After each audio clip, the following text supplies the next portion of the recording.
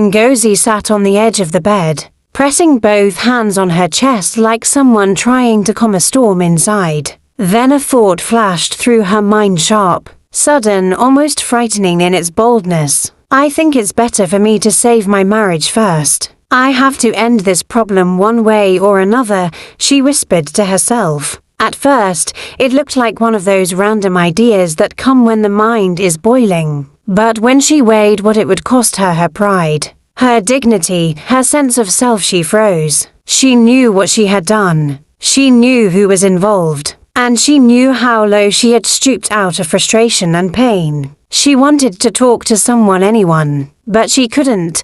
Her secret was too heavy to drop on the laps of her friends. One just like this, and her whole life would scatter. Yet keeping silent was tearing her apart from the inside. She was about to make the biggest mistake of her life, and she knew it. Whichever direction she turned, she was at the losing end. If I end this pregnancy, what will become of me? She reasoned bitterly. I will still be called barren. Nobody will believe I can conceive. I need proof that I am not the problem. But must the proof come from Segan the houseboy? Even though he is a man, he's still my house help. What will people say? Her thoughts kept bouncing like a ball. If I keep this child and tell my husband the truth, will he accept it? Does he love me enough to forgive something like this? And if I hide it from him, what if one day he finds out he cannot father a child? Won't I lose my marriage? Won't my home scatter?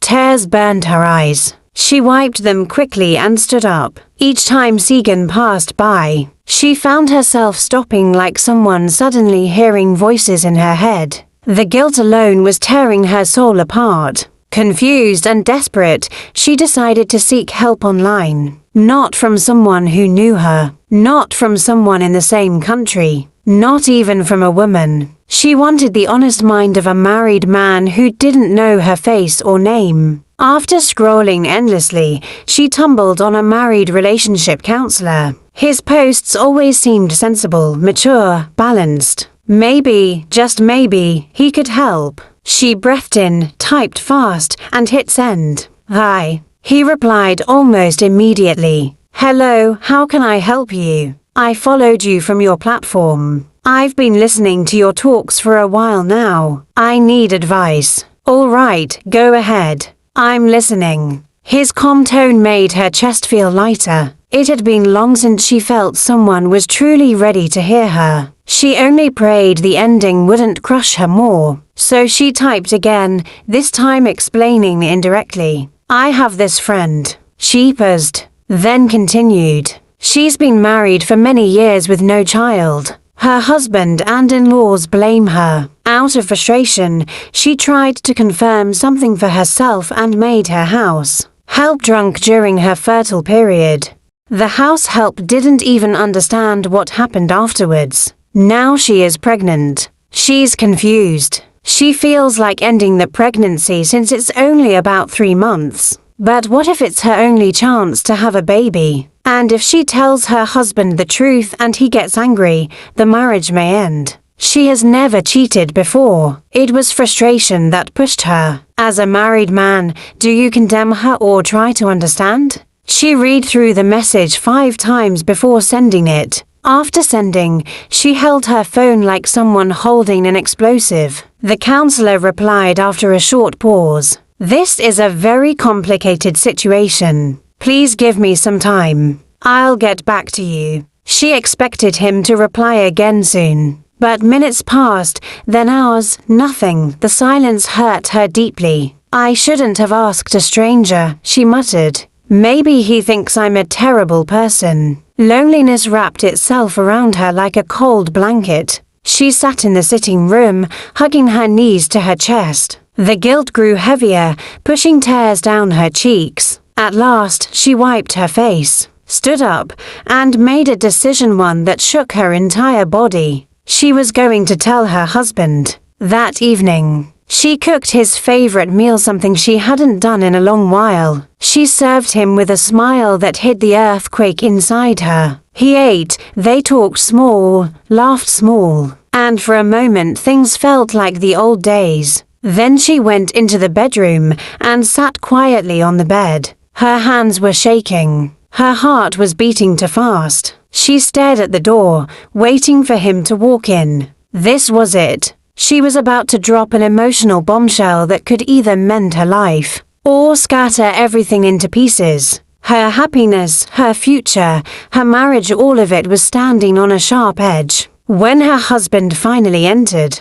the room and saw her sitting on the edge of the bed, eyes wide open, hands twisted in her lap, he immediately knew something was wrong. She wasn't sleeping, and she looked like someone carrying heavy thoughts. "Honey, why are you not sleeping?" he asked softly. "I have something I want to tell you," she replied, her voice already shaking. "What is it?" he said, sitting beside her. "Promise me you will understand. Promise me you won't be upset." "I will understand, honey," he assured her. But she repeated again, "Do you still love me the way you used to?" "Yes," he agreed, gently placing his hand on hers. "Tell me, whatever it is, we'll figure it out. It's about our childless marriage. That's what has been bothering you." "No, not exactly," she swallowed hard, trying to gather courage. "There's something I've been meaning to say. I am, she stuttered. "You are what?" His curiosity grew as he watched her fall silent. Then she drifted into her thoughts. She remembered a conversation she once had with him. She had asked, "What if the problem is not from me? What if, one day, you bring in a second wife and she still doesn't have a child? What if we separate, and I marry another man and suddenly become pregnant?" He had reacted strongly back then, not with violence, but with fear and panic. "Pregnant for who? Another man? Honey, that would break me. If it turns out I'm the one with the medical issue, then we face it together. We can even consider adoption. I don't want you hurting yourself with any extreme thoughts." "But what about your mom?" she had asked. Her pressure, her threats, her constant reminder that she wants grandchildren. "That's not a decision she can force," he had replied. "We don't have to give in to pressure. No drastic steps. No thinking of leaving. We're in this together." Sitting in the present moment, lost in that memory, she felt her heart beat fast. He tapped her gently. "Honey, you were saying something.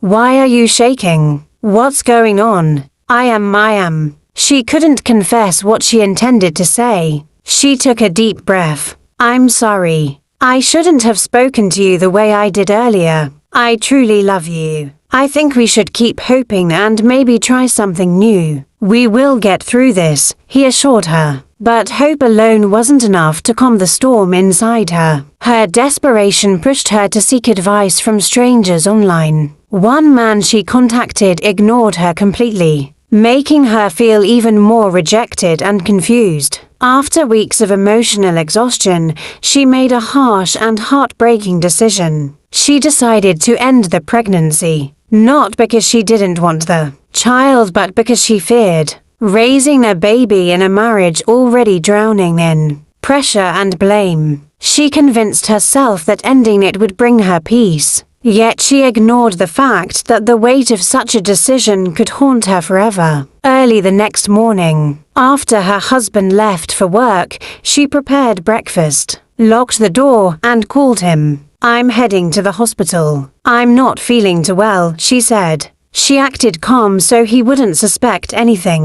She booked a cab and told the driver to take her to a hospital far from home, a place where nobody knew her face or her story. At the hospital, she sat before the doctor and explained her request without revealing the emotional storm behind it. Before proceeding, the doctor paused and asked, "Madam, why do you want to terminate this pregnancy? Is there a particular reason? You're fully grown, stable, and you deserve a chance at motherhood. Is it because you're unmarried?" "No," she sighed. "Being married is actually the reason I need to do this." "I don't understand," the doctor said gently. "Is your husband unaware of the pregnancy?" "It's a long story," she muttered, now irritated. "Please, doctor, just help me, or I will look for somewhere else." The doctor didn't judge her. He simply nodded. "All right, Let me get things prepared." He stepped out and returned shortly. "I'll send a nurse to brief you on the procedure." A nurse came in and gave her instructions, asking her to change into a gown and remove her jewelry. As she prepared herself mentally, her phone rang. It was her husband. "Did you get to the hospital?" he asked. "What did the doctor say?" She forced a calm voice. "I'm still here. They said it's nothing serious. They're just running some tests." "All right," he replied. "Keep me updated." When she hung up, she felt her heart sink again. But she followed the nurse into the doctor's office, where everything had been set for the procedure. They had checked earlier to be sure the pregnancy was still in a stage where termination wouldn't jeopardize her health or her future chances of conceiving. The doctor adjusted his gloves, looked at her with a gentle expression and said, "Are you sure you want to go through with this?" She hesitated for one long second. Then she closed her eyes. "Yes," she whispered. The doctor took a deep breath and moved closer. Just as the doctor was about to proceed, her phone vibrated softly. At first, she thought it was a message from her husband. Her heart skipped, but when she checked the screen, it wasn't him.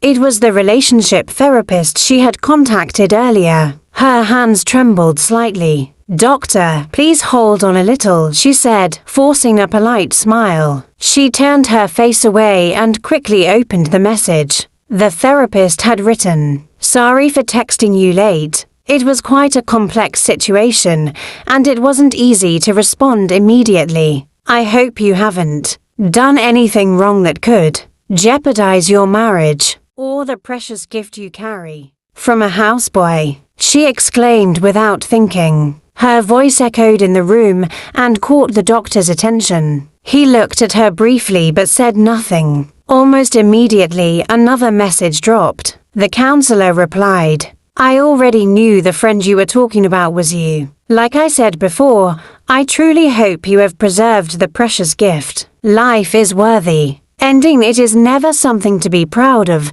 but saving it is a great achievement. I know you are under pressure. I know you carry all the blame. Everyone calls you a barren wife. But listen to me carefully. Do not be pressured. Do not destroy life. It is precious." She swallowed hard, her eyes filling with tears. For now, the message continued, "Do not tell your husband. If the houseboy is not aware, keep the child. Tell your husband you are expecting. Even though he is not the biological father, raise the child as his own. Give the child his name. Bring up that child as your son or daughter together. Don't be fooled, there is no pride in destroying life. It was a mistake, a moment you never planned. After all these years of guilt, fingers pointing at you, calling you names, the truth is that it was not your fault." Her chest felt tight. Questions flooded her mind. She typed back slowly. "What if my husband finds out? Or what if he already knows his condition and is just blaming me, making me carry the guilt alone?" The counselor didn't delay. "What if you choose to end life and never have another chance again? What if you lose your womb or even your own life in the process? What if you tell him the truth now and he never forgives you?" She paused, breathing heavily. Then she typed again. "What of the future if he ever finds out?" The reply came gently but firmly. "Then tell him it was one mistake you made, without knowing the truth at that time. Let him know you believed in him as a real man. Appreciate him. Give him his flowers. If he grows to love the child as his own, it will be difficult for him to reject that child later. But timing matters. If you tell him now or soon, there is a chance for healing. If you wait too long, he may never see the child as his and may even push you away. Remember, marriage is for better and for worse."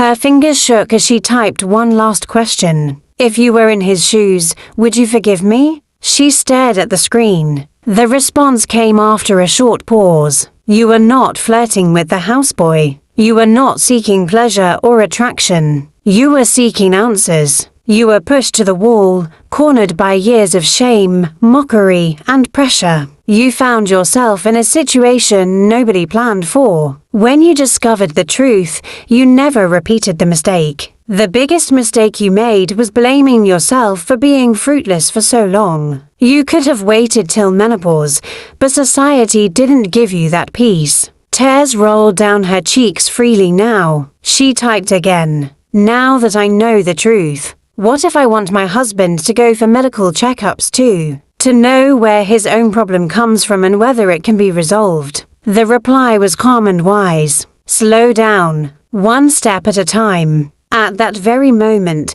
the doctor stepped out briefly and then walked back into the room. His face showed impatience. "Excuse me, madam," he said. "It seems you still have so much time on your phone." She quickly wiped her face. "I'm sorry, doctor. I have ended the conversation. Can we continue?" he asked. "This is a hospital, and others are waiting for me." She took a deep breath, then spoke with a trembling but firm voice. "Doctor, I am truly sorry for wasting your time. Please don't be angry. But I don't think I will continue with the procedure." The doctor looked surprised. "I have decided to keep my child," she continued. "She is precious to me. The person I was speaking with has given me many reasons to protect her. Life is worth preserving, not destroying." The room went quiet. As she stood up, her heart was still heavy, but there was a strange peace inside her. She had made her choice.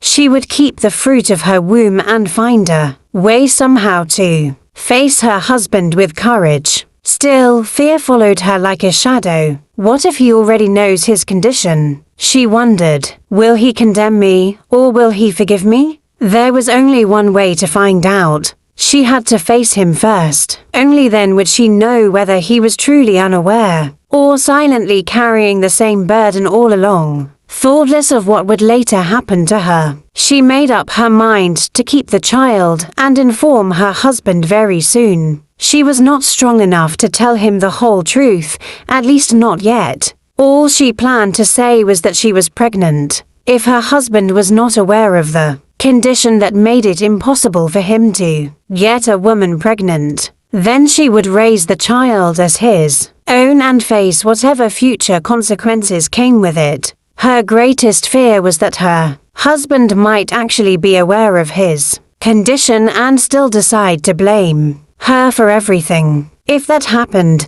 the burden would fall completely on her shoulders, and she would be the one to carry the shame. Blaming her would also give him some level of control over her, and she knew that very well. After much thinking, she finally decided to tell him, but she was careful to make sure that the houseboy never suspected that he was the real father of the child. What happened on that fateful day was something he could hardly remember. He had been under the influence of alcohol and was not in his right senses, since he was not used to drinking. That night completely took control of him, and by morning, everything had gone blank from his memory. That night, Ngozi could not sleep. She was restless, turning from one side of the bed to the other. She knew she had to tell her husband before he found out by himself and began asking questions she would not be able to answer. To prepare his mind, she cooked a delicious dinner, his favorite meal. Whenever a woman wants to cover her guilt, she often uses kindness, food, or affection to soften a man's heart. She sat quietly on the bed, waiting for him. When he walked in and saw her still awake, he asked, "Why are you not resting already?" "There is something I want to tell you," she replied. "What is it, my dear?" he asked calmly. Her voice shook as she spoke. I am pregnant." "What did you just say?" he asked, surprised. She swallowed hard and repeated, "I am pregnant." "Darling, if this is a joke, please stop it. It is not funny at all," he said. At that moment, fear gripped her heart. Even her husband doubted her, and she wondered if he already knew about his condition. Maybe he is aware of his infertility, she muttered silently to herself. Suddenly, he jumped up from the bed with excitement. "This calls for celebration." Her heart skipped. That night, he held her gently and showered her with affection. She felt loved, truly loved, but deep inside her, guilt was slowly eating her up. While he was happy, her conscience kept reminding her of the truth she was hiding. He woke up around 5 a.m. without disturbing her. With her condition, she was still fast asleep. When she later woke up, it was almost 7 a.m. She panicked. Her husband normally complained whenever she woke up late, but the way he cuddled her the previous night made her sleep deeply, like a child with no worries. She rushed to the living room and found him polishing his shoes. She quickly apologized. "I am so sorry, honey. I woke up very late." "I understand," he replied calmly. She was shocked. "Really? You are not going to shout at me?" He cut in gently. "I already made breakfast. Yours is on the table. Go and eat. I will join you." She thought she was dreaming until she saw the food with her own eyes. "So this is my husband," she whispered. She sat there worried, knowing fully well that her husband was rejoicing over a child that was not his, a child that belonged to his houseboy. From that day, her husband started showering her with gifts every single day. Even when returning from work,